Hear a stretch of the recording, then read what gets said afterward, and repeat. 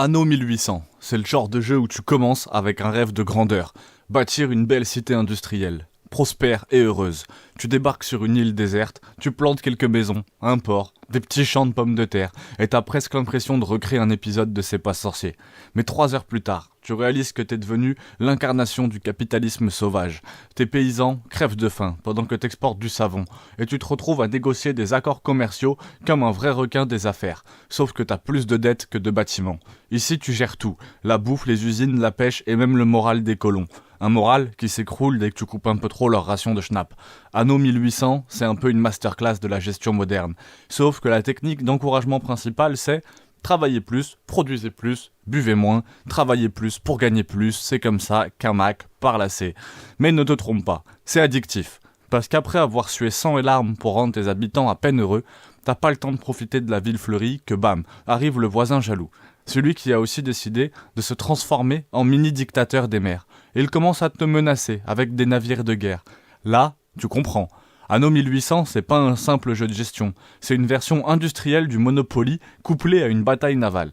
Et au moment où tu te dis bon, allez, cette fois c'est moi qui vais être le patron sympa, tu réalises qu'il te manque du charbon pour ton usine de textile. Alors tu rases toute la forêt, parce que l'écologie au 19e siècle, c'est comme l'hygiène dans les villes, une rumeur. Et puis tant qu'à faire, pourquoi ne pas exploiter une colonie au passage? Rien de tel que de piller un continent entier pour pouvoir donner un peu de chocolat à ta classe bourgeoise.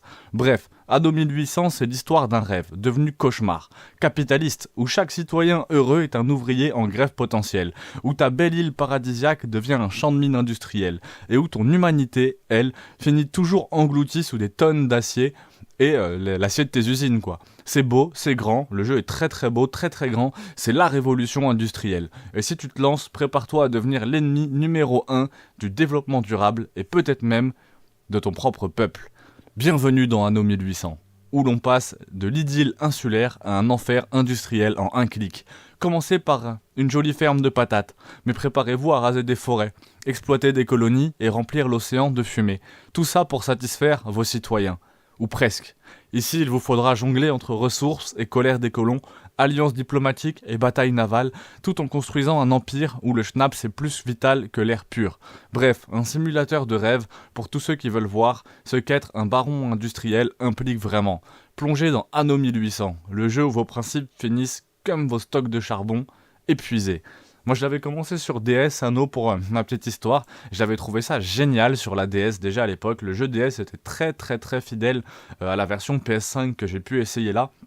Et la version PS5 elle déchire, c'est très beau, c'est très jouable. Le temps réel est super cool, très belle bataille de bateaux. J'ai pas trouvé d'adversaire encore très très fort en ligne. J'ai pas fait beaucoup de parties, hein. J'en ai fait que 2 et j'ai gagné les 2. Mais en tout cas très très très cool, très très bon jeu. Force à tous, tu peux t'abonner, mettre le prochain jeu que tu souhaites en commentaire et on se revoit très bientôt.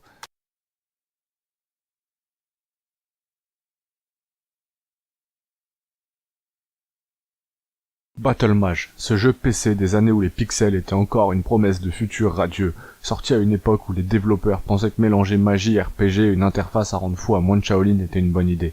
Battle Mage, c'est un peu le mélange improbable entre une fanfiction de Dumbledore et le mode stratégie de Warcraft sous acide, et pourtant, ça avait beaucoup de charme, enfin pour les quelques personnes qui ont survécu. Dans Battle Mage, tu incarnes un mage, qui, pour une raison obscure, est le seul à pouvoir sauver le monde. Pourquoi toi? Parce que les autres mages étaient apparemment en RTT, ou trop occupés à essayer de comprendre pourquoi leur mana disparaît plus vite qu'une batterie de téléphone en 2023. On te lâche dans un monde en crise, des villages en feu, des monstres qui ressemblent à des assets abandonnés, des dialogues tellement écrits à l'arrache qu'on dirait une traduction Google de l'époque. Le gameplay, imagine un RPG, où tu peux tout faire. Lancer des boules de feu, invoquer des squelettes, tu peux vendre des items dans des villes, et mourir bêtement, parce que t'as cliqué trop de fois sur une mauvaise icône. Les contrôles, c'est un peu compliqué, c'est une énigme, le système de magie, c'est une torture, tu passes plus de temps à chercher tes sorts dans un menu qu'à les utiliser contre les ennemis. Battle Mage, c'est l'école du gaming, tu ne t'amuses pas, tu apprends à souffrir. Et parlons des quêtes. Va tuer les gobelins, ramasse cette aire magique, sauve cette idiote PNJ qui a décidé de se promener en slip dans une forêt infestée de trolls. Le tout avec une carte qui te donne l'impression qu'elle a été dessinée par un enfant de 5 ans qui venait de découvrir Paint. Le graphisme, une œuvre d'art abstrait, hein. Les textures sont très floues, les couleurs criades, et les animations, on dirait des personnages qui dansent la Macarena à chaque fois qu'ils bougent. Mais bon, c'est un peu kitsch, mais ça donne du charme au vieux jeu. On a presque l'impression que les monstres ont été conçus par quelqu'un qui n'a jamais vu de monstre de sa vie. Mais bon, qui a entendu des petites descriptions de très loin. Si tu penses que la magie c'est le cœur du jeu, détrompe-toi, c'est vraiment les bugs. Les sorts explosent dans ta figure sans raison, les ennemis se téléportent à travers les murs, et les sauvegardes corrompues te font recommencer une partie entière. C'est pas des défauts, c'est une fonctionnalité. Rien de tel pour renforcer ton sang-froid et ton amour pour le gaming. Mais malgré tout, Battle Mage, je lui tape un peu dessus, mais c'est une relique. C'est un jeu qui est vraiment cool, qui va te rappeler que le plaisir ne réside pas dans la perfection, mais dans l'expérience chaotique qu'il offre. Beaucoup de frustration, beaucoup de rire nerveux, beaucoup d'émerveillement face à l'ambition maladroite d'un jeu qui voulait tout faire, mais qui n'a réussi qu'à faire n'importe quoi. Si tu veux essayer quelque chose de complètement différent, qui va te faire rire, pleurer et un peu balancer ta souris par la fenêtre, Battle Mage t'attend. Parce que dans le chaos, il y a toujours un petit peu de magie. C'est un jeu vraiment à l'ancienne, qui a beaucoup de charme. J'ai refait des parties récemment, et il y a quand même moyen de s'amuser un petit peu. Le système d'objets est vraiment particulier, il y a vraiment... On peut vendre des items dans des villes, il y a plein de choses très intéressantes, surtout pour l'époque, donc n'hésitez pas à aller faire un petit coup d'œil, n'hésitez pas à aller regarder tout ce que je fais sur la chaîne. Empire Total War, c'est le jeu qui te permet de refaire l'histoire, mais avec des canons plus gros. Tu penses que tu vas devenir Napoléon ou George Washington? Non, tu vas surtout apprendre que diriger une armée, ça veut dire perdre des troupes sur des batailles absurdes pendant que tu t'énerves parce qu'un village en Inde refuse de payer ses impôts. Et tout ça, pendant qu'un navire pirate te vole tes précieuses cargaisons de thé. Ici, tout commence bien. T'as une carte immense, un empire naissant, des rêves de conquête. Mais très vite, tu réalises que chaque territoire est un nid à problème. Tes colonies, elles se révoltent, pour un oui ou pour un non. Ton armée, elle est efficace, sauf quand elle décide de manquer ses tirs à bout portant. Et ta flotte, elle passe plus de temps à couler qu'à naviguer. Bref, Empire Total War, c'est un simulateur de crise internationale déguisé en jeu de stratégie. Mais le vrai défi, c'est l'économie. Parce que oui, la guerre, ça coûte cher. Et si tu n'investis pas dans les bonnes usines, ton glorieux empire va ressembler à une baraque en ruine. Et ne me mens pas sur la diplomatie. Tu veux un allié? Bonne chance. Tout le monde te déteste parce que tu as colonisé un bout de terre qui leur plaisait. Ici, c'est la loi du plus fourbe. Si tu veux survivre, tu dois mentir, trahir et peut-être brûler Londres juste pour le fun. Empire Total War, le jeu qui te transforme en stratège ou en dictateur raté. Dans cette vidéo, on revient sur ce classique de la stratégie où chaque bataille est un mélange de génie militaire et de désespoir total.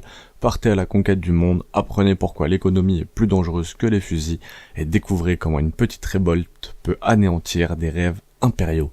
Si vous aimez les jeux où chaque décision compte et où l'erreur est fatale, cette vidéo est pour vous. Empire Total War, c'est super cool, c'est un classique, hein. J'avais commencé avec Medieval Total War il y a quelques années déjà. Et ouais, franchement, Empire Total War, très bon jeu. Donc je vous le conseille, parlez du prochain jeu en commentaire. C'est pas juste de la stratégie. C'est un voyage mythologique où Poséidon tape l'apéro avec Anubis pendant qu'un Minotaure fout des droites à des troupes grecques. Et là, Age of Mythology. Autant vous dire, c'est incroyable. On retrouve tout. Grecs, Égyptiens, Scandinaves, et même les Atlantes qui se croyaient trop forts avant que leur île se fasse... plouf, on va dire. Les factions sont toujours aussi variées que mon historique Netflix. Entre les troupes divines, les pouvoirs à déclencher, les bâtiments qui sentent le marbre poli. Mais dans cette version remasterisée, tout est plus beau. Genre graphisme qui crie pas à 2002. Ça te balance des textures qui te caressent la rétine, les dieux n'ont jamais été aussi bien modélisés, et chaque pouvoir divin te donne l'impression d'être dans un Marvel avec un scénario qui tient la route. Ce remake, ça cherche pas à réinventer la roue non plus. C'est le RTS du pur jus. Tu construis, tu gères, tu envoies tes armées conquérir le monde pendant que ton ennemi pleure des larmes de sang. Mais là où ça brille, c'est dans ses ajustements.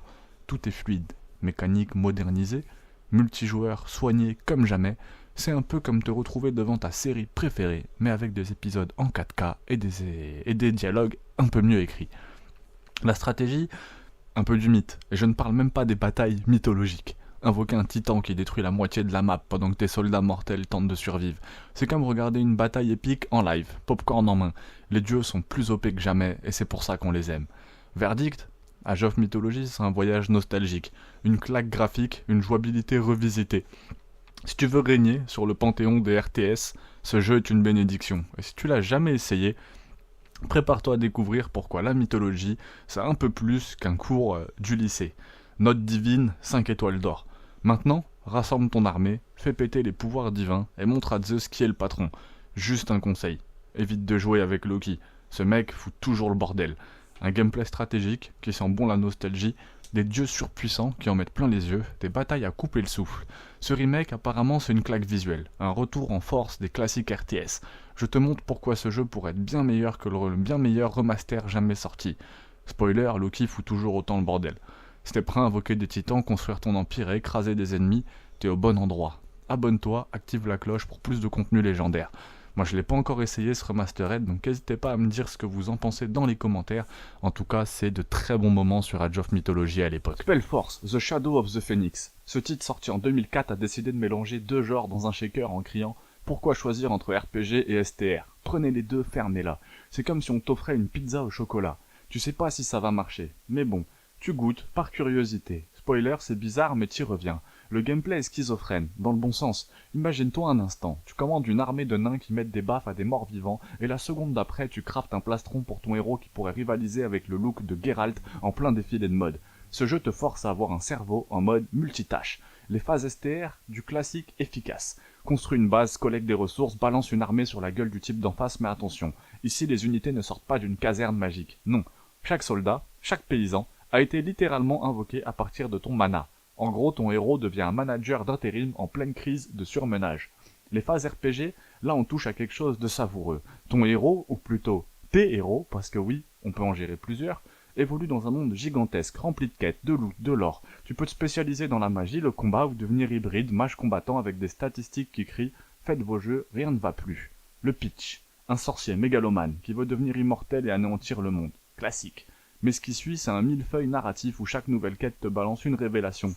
En gros, ce jeu est plus dense qu'un roman de Tolkien, et chaque PNJ a un discours plus long qu'un monologue de théâtre. Mais on aime ça, parce que le lore de Spellforce est un buffet à volonté de fantaisie. Elfe hautain, nain râleur, mort-vivant psychopathe, tout le monde est là, prêt à se foutre sur la gueule. Les graphismes d'époque, qui vieillissent comme un vin douteux. En 2004, c'était beau, les arbres étaient verts, l'eau scintillait, les bâtiments avaient des textures qui faisaient wow. Aujourd'hui, le jeu a le charme rétro des vieilles 3D anguleuses. Mais honnêtement, ça marche encore. Parce que l'ambiance est là, le design des unités, les environnements, ça te donne l'impression dans un monde vivant, malgré ses polygones fatigués. La musique sous-estimée.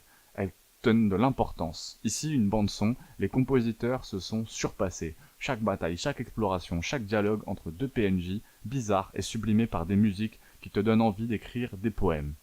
Spellforce, The Shadow of the Phoenix. C'est ce genre de jeu qui te rappelle pourquoi les années 2000 étaient magiques. Des développeurs qui osaient mélanger les genres. Des scénarios qui se prenaient au sérieux, mais pas trop. Une volonté de créer un univers qui te prend aux tripes. C'est pas parfait, parfois c'est lent, parfois c'est frustrant. Mais au final, tu te surprends à te relancer une partie en disant « Allez, encore une mission et j'arrête ». Un monument de nostalgie pour les vétérans. Une pépite pour les curieux. Alors, prêt à invoquer des ouvriers et à redevenir le sauveur de l'humanité, on y va champion.